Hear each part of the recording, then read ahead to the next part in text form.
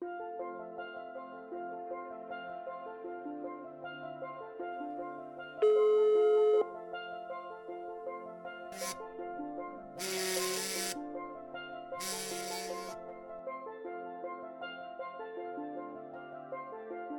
I'm working on creating a training program for my senior team.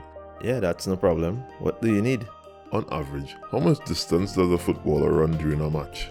The average player covers about 10 kilometers during a football match, but it varies based on the playing position, the tactics used, and the player's technical abilities.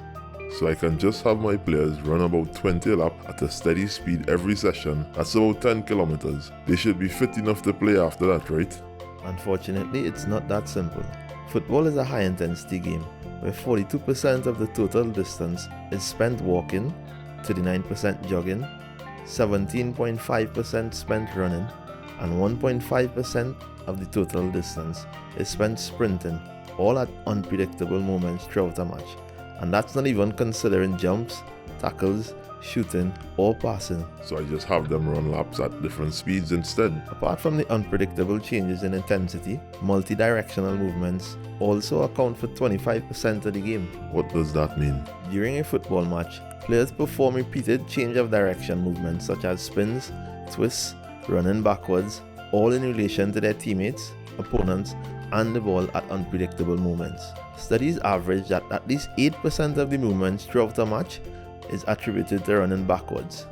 So how can this be trained by running laps? So how do you propose we train then? The methodology must be focused on progressively preparing players for high intensity, repeated multi-directional movements, and must look and feel like football. I understand. By understanding the physical demands necessary, we can create programs that prepare players for the worst case scenarios within a match. For instance, studies suggest players produce over 450 meters of high-speed running during a match. Hence, training must include moments where this can be achieved. So just have my players do whole field runs every day. A study done on Portuguese players found that the risk of injury increases when players' total accumulation of high-speed runs throughout the week is over 750 meters. It's not as simple as pulling out random variables, but on creating a program that allows for all the physical aspects of the game to be accomplished throughout the week. That sounds much more difficult than I thought.